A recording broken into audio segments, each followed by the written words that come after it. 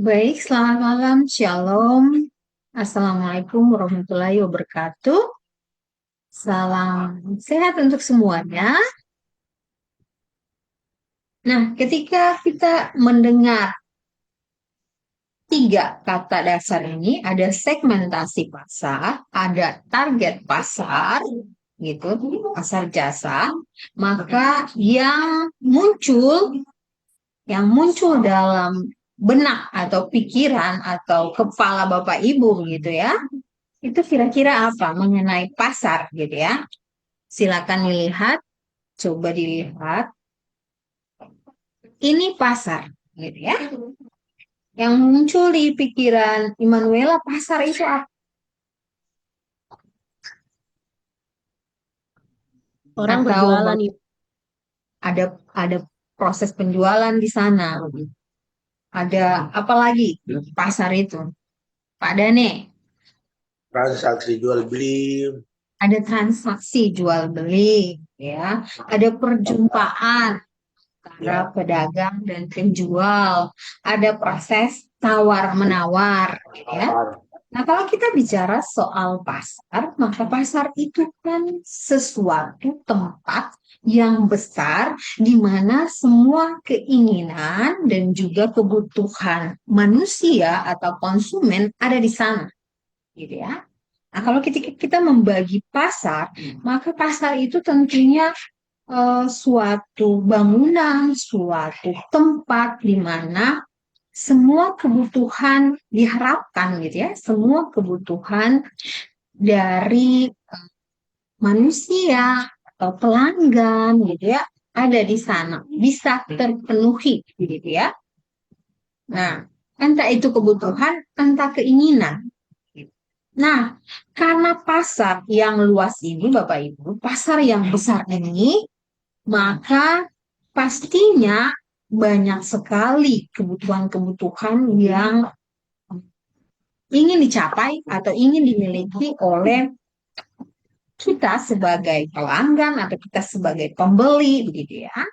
Nah, definisi dari pasar itu sendiri tadi sudah disampaikan oleh beberapa teman, perjumpaan dari pembeli dan penjual, kemudian ada proses transaksi, kemudian berkumpulnya banyak orang gitu ya.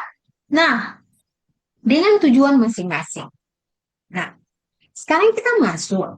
Kalau kalau segmentasi pasar, gitu ya. Segmentasi pasar itu menurut para ahli mengatakan bahwa suatu proses suatu proses untuk membagi pasar menjadi kelompok-kelompok konsumen yang lebih homogen, di mana tiap kelompok konsumen dapat dipilih sebagai target besar untuk dicapai perusahaan melalui strategi bauran pemasaran.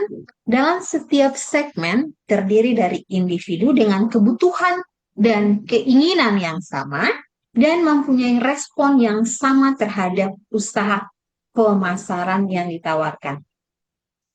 Kita contohkan seperti ini Bapak Ibu.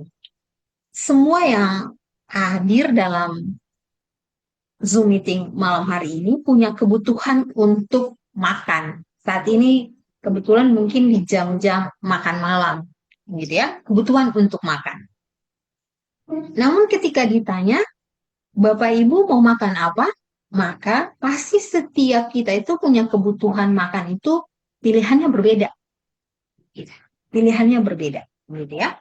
Padahal mungkin bisa mau malam ini rasanya pengen makan bakso, misalkan.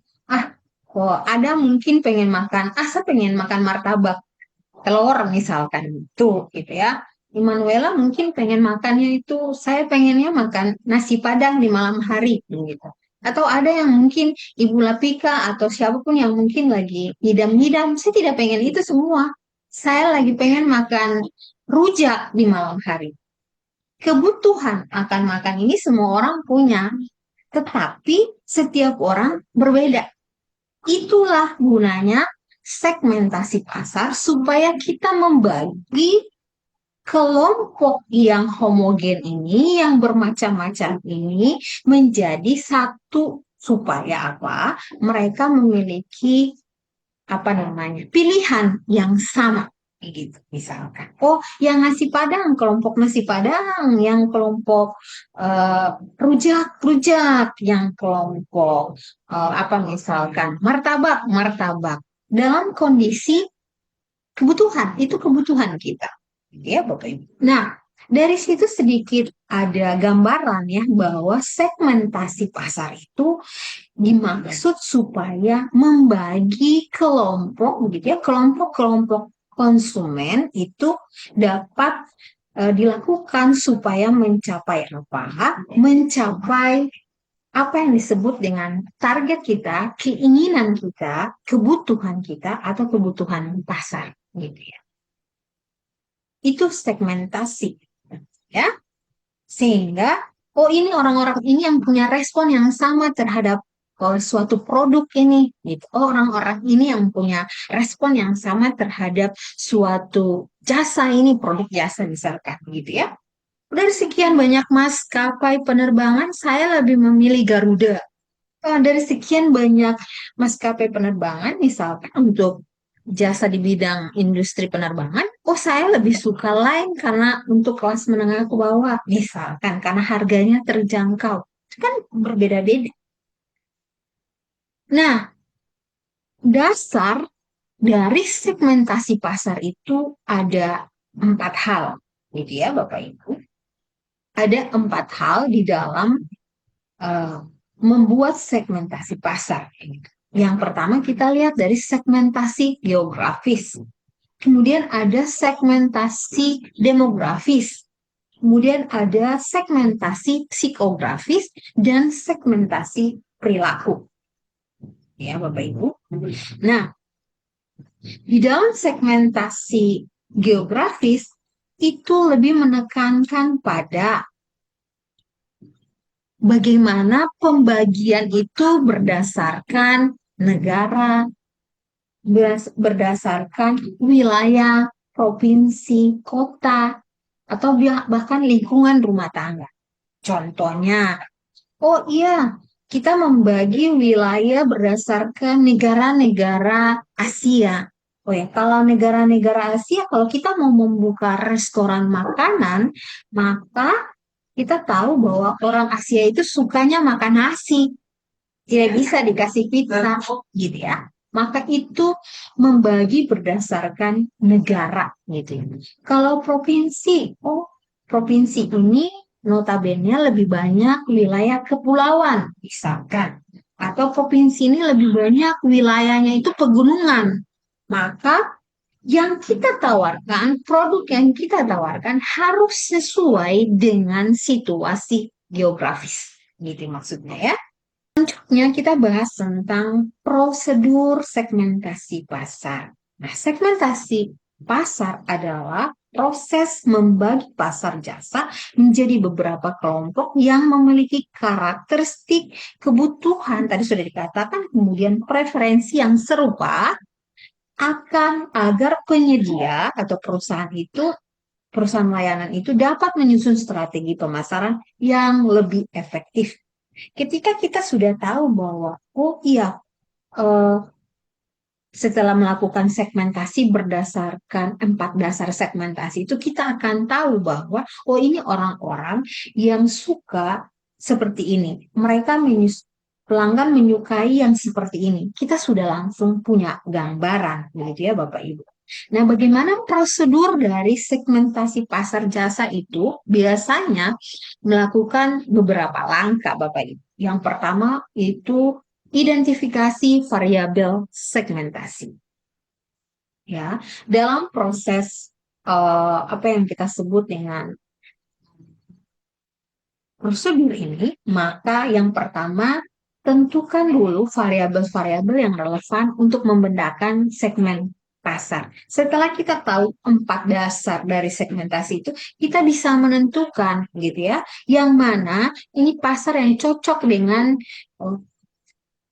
perusahaan kita gitu ya. Apa yang cocok supaya kita bisa mengatur strategi yang tentunya sesuai dengan keinginan perusahaan supaya menghasilkan keuntungan, begitu ya. Kemudian yang kedua adalah pengumpulan data. Nah, biasanya itu dalam proses pengumpulan data ini melakukan penelitian, mengumpulkan informasi mengenai pelanggan, gitu ya. Ini biasanya orang-orang pemasaran itu atau biasanya mereka meneliti, entah itu berupa kuesioner dibagikan, eh, misalkan produk jasa apa ya travel gitu ya, mereka mulai mencari tahu gitu kira-kira eh, pelanggan itu menyukai yang seperti apa, begitu ya. Itu masuk pada pengumpulan data berupa wawancara, begitu ya.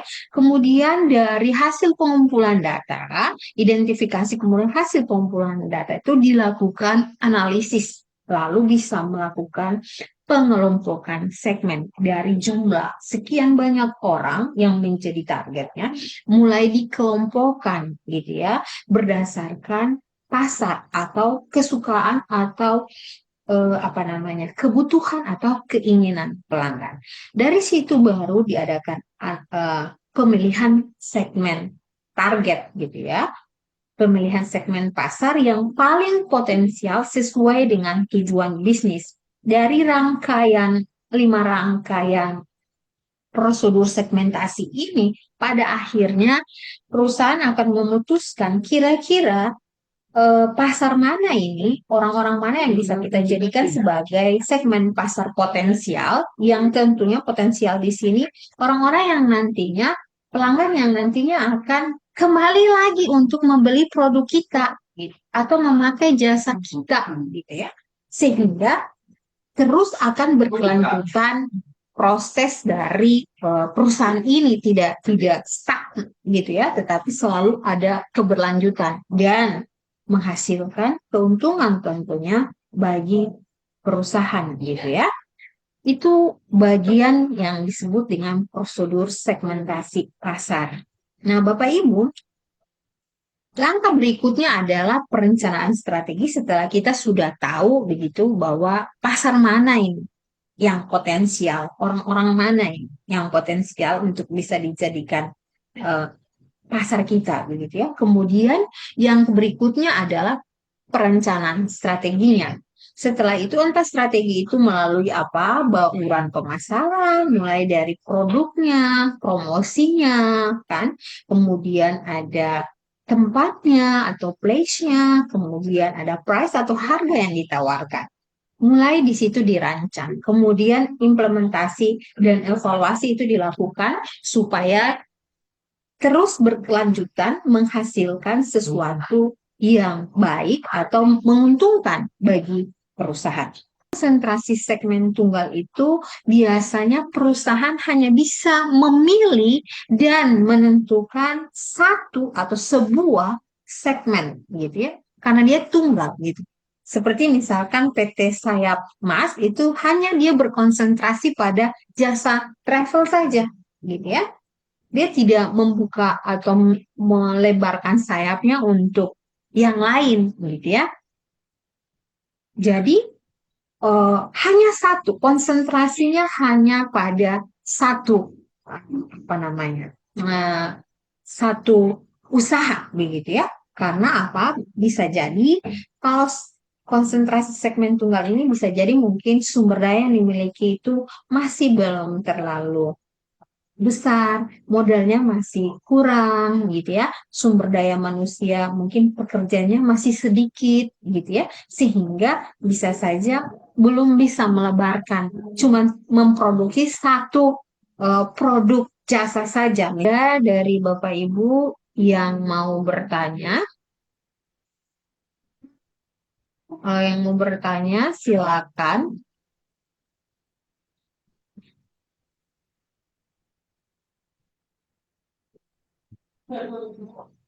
Saya mau Mungkin bertanya, Ibu Elstani sebentar, silakan.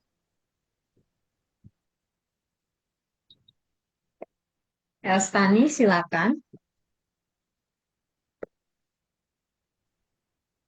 baik Ibu. Yang saya mau tanyakan, apakah para petani termasuk dalam komunitas segmen pasar itu, Ibu? Oke, para petani itu masuk dalam segmentasi pasar atau tidak ya? Oke, ada lagi? Ada, Bu. Pak Dane, oke, dua penanya. Eh, ini seputaran apa pasar kita di Manokwari ini. Pasar Oke, Sangeng dengan pasar Wosi ini, Bu. oke, Eh, Kalau pasar Sangeng dan pasar Wosi ini termasuk dalam segmentasi pasar apa, Ibu? oke, gitu ya. Nah, karena di dalamnya Baik, pasar Sangeng dan pasar Wosi ini penjualannya apa campuran. Jadi bukan hanya bahan makanan saja, tapi ada bahan pecah belah seperti itu. Jadi ini dia masuk dalam segmentasi pasar apa, Bu? Terima oke, kasih. baik. Nah, Ibu menjawab lebih dulu untuk Elstani, gitu ya. Nah, kalau Elstani, apakah para petani itu masuk dalam segmentasi pasar gitu? Pasti jelas. Kenapa masuk? Karena kalau kita masuk pada industri pertanian dan kebunan, gitu, maka perusahaan yang bergerak di bidang perkebunan dan pertanian ini akan membagi para petani ini petani apa? Misalkan perusahaan ini dia bergerak di, oh saya ini khusus untuk beras gitu, kebutuhan pangan nasional gitu misalkan beras, maka dia akan uh, membedakan atau membagi segmentasi pasarnya seperti apa. Dia cukup untuk melihat para petani yang bergerak di bidang padi-padian, gitu ya. Jadi apakah para petani itu masuk pada segmentasi pasar? Oh pasti, gitu ya. Apalagi itu masuk pada apa yang kita sebut dengan industri dari uh, pertanian dan perkebunan, gitu ya. Begitu Elstani. Jadi apakah dia masuk di dalam segmentasi pasar? Pastinya dong, gitu ya. Oh ini khusus untuk sayur-sayuran yang harus diambil untuk masuk pada market-market, misalkan market-market swalayan besar, gitu ya, yang bukan seperti pasar-pasar tradisional, bukan, tetapi pasar-pasar modern gitu. Maka pemilihan sayur-sayurannya juga berbeda, begitu kan? Misalkan Bapak Ibu, eh, produk ini produk UMKM, misalkan seperti roti, roti kemasan yang dibuat begitu ya. Apakah semua semua pasar-pasar modern gitu ya seperti Hadi begitu menjual produk-produk UMKM? Tidak, mereka sudah punya targetnya sendiri. Mereka sudah punya eh, apa namanya pelanggan khusus yang memang itu atau mereka mengambil eh, apa ya pembuat apa nama UKM-UKM yang memang itu sudah bekerja sama dengan dia, yang sudah disegmentasi, yang sudah dipilah, baru bisa menjual di hari itu. Tidak bisa semua gitu ya. Makanya kemarin beberapa saat lalu tergantung dari perusahaan. Perusahaan itu dia membolehkan atau dia memilih pasar mana atau dia menentukan target mana gitu ya. Oh ini untuk yang menjadi eh, apa namanya yang boleh mendistribusikan eh, jenis makanan ringan seperti roti dan lain itu hanya perusahaan ini atau CV ini, CV ini, CV ini. Dia sudah menargetkan begitu ya. Demikian juga dengan yang tadi pertanyaan Alstani itu untuk eh, perkebunan, untuk apa namanya eh, pertanian gitu ya. Itu industri itu yang sedang digempur sekarang ini mengingat situasi global kita bahwa keuangan tidak baik-baik saja, maka negara harus mulai eh, apa ya menilik begitu ya perusahaan negara sudah harus mulai memperhatikan gitu untuk masyarakatnya itu lebih kepada bertani, berkebun, beternak begitu ya supaya menghasilkan begitu ya. Nah, kalau pertanyaannya tadi, apakah dia masuk dalam segmentasi pasar atau segmentasi pasar? Ya masuk gitu ya. Apalagi kalau industri, kita tahu bahwa industri perkebunan dan pertanian itu sangat besar dan banyak di Indonesia ini, begitu. Pastinya itu melewati tahap segmentasi itu, gitu ya. Nah, tadi di pertanyaan yang kedua adalah pertanyaan dari Bapak Dane terkait dengan bagaimana dengan pasar tradisional yang ada di WOS di Manokwari ini. Ada pasar Sanggeng, kemudian ada pasar apa namanya, Wosi gitu ya. Nah, itu kalau pasar Sanggeng dan pasar Wosi itu masuk dalam kategori pasar tradisional gitu ya, yang memenuhi yang menjual apa? Ya, dia menjual seluruh kebutuhan. Kamu mau cari apa? em, Kamu mau cari pakaian ada di situ, kamu mau kamu mau cari Rambut. makanan ada di situ gitu ya Bapak Ibu. Sehingga Bapak pertanyaan Pak Dani tadi, dia masuk dalam kategori segmentasi pasar yang seperti apa begitu ya. Kalau kita lihat maka segmentasi pasar yang dimaksud di sini adalah segmen pasar yang menjual seluruh kebutuhan tetapi secara umum begitu. Lagi maraknya orang bikin konten, entah masak-masak lah, orang beberes lah, orang pokoknya segala aktivitas seharian lah, entah di rumah atau di tempat kerja dan Ya, lain-lain. konten kreator ya. Terus pertanyaan saya, konten-konten begini ini termasuk segmentasi pasar, lalu kalau misalnya termasuk dalam pasar jasa itu apa yang mau mereka apa ya? Ya, Jual. ya kurang lebih Ya. begitu. Salah satu eh, apa namanya? Salah satu pasar produk jasa. Produk jasa. Jasa itu bisa berupa tontonan atau hiburan. Bapak Ibu tahu gitu ya, yang murni gitu ya. Kalau Bapak Ibu bilang produk jasa yang murni itu Bapak Ibu bisa datang ke tukang pijat, Bapak Ibu bisa datang ke misalkan ke dokter kandungan, dokter gigi, itu semua itu produk jasa, pure murni jasa. Tetapi hiburan, dunia hiburan itu juga produk jasa. Mereka mempertontonkan bukan, mereka menjual apa yang menjadi keseharian mereka, lalu kita sebagai penonton ini merasa terhibur. Lah itu jasa, gitu ya. Itu jasa, ya. Itu jasa. Nah, kemudian apakah itu masuk dalam segmentasi pasar? Oh, kita bisa lihat sekarang orang berbondong-bondong menjadi konten kreator, ibu-ibu yang biasanya hanya di rumah, begitu. Saya pernah mencoba itu juga, gitu, tapi tidak bisa konsisten, begitu ya. Nah, apakah masuk dalam segmentasi pasar? Masuk pada segmentasi pasar eh, era modern ya, lebih kepada bagaimana menjual jasanya itu kepada jasa hiburan, gitu, jasa hiburan. Kenapa Emanuela senang nonton salah satu konten kreator tertentu misalkan, gitu ya? Ya karena mungkin yang dia ceritakan kesehariannya itu menarik, begitu. Itulah yang dijual oleh para konten kreator itu, dan itu masuk dalam produk jasa, ya, produk jasa, jasa hiburan itu masuknya. Dan apakah segmentasi pasarnya itu ada? Ada, karena dibagi dalam beberapa platform media sosial. Oh ya, konten creator ini dia terkenal di YouTube. Oh, kalau konten creator ini dia lebih terkenalnya mungkin di Facebook gitu. Oh, konten creator ibu ini nih yang saya sering nonton ini di Instagram kayak gitu ya. Ada segmentasinya yang mereka muncul gitu ya. Tetapi itu lebih kepada jasa hiburan. Gitu ya, Emanuela. Apapun itu sekarang semua orang berlomba-lomba untuk menghasilkan cuan, ya.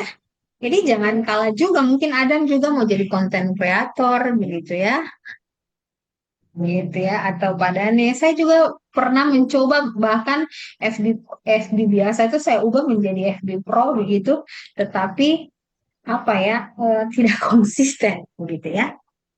Nah, saya rasa cukup untuk pertemuan kita pada malam hari ini. Terima kasih untuk Bapak Ibu yang sudah menyimak kayak gitu ya. Kesimpulannya adalah bahwa ketika sebuah perusahaan hendak membuat sebuah usaha dan dia tahu usahanya mau berkembang seperti apa, supaya mencari nasabah, pelanggan, maka dia harus mampu untuk membuat apa yang disebut dengan segmentasi pasar dan target pasar, gitu ya. Karena manfaatnya adalah bahwa perusahaan itu jadi lebih tahu, ya, dia lebih tahu apa yang menjadi kebutuhan dan keinginan dari para pelanggan. Itu gunanya segmentasi pasar. Kamu apa namanya? Perusahaan mau menjual sesuatu yang harus dibeli oleh pelanggan gitu. Tidak mungkin kita mau perusahaan menghasilkan sesuatu, lalu akhirnya tidak laku gitu, karena bukan kebutuhan dan keinginan dari pelanggan begitu ya. Nah, Bapak Ibu, saya rasa cukup. Minggu depan kita akan masuk pada materi selanjutnya dan semoga Bapak Ibu tetap semangat. Karena minggu depan itu kita masuk pada materi membuat strategi produk jasa. Ya, saya rasa cukup untuk pertemuan kita malam hari ini.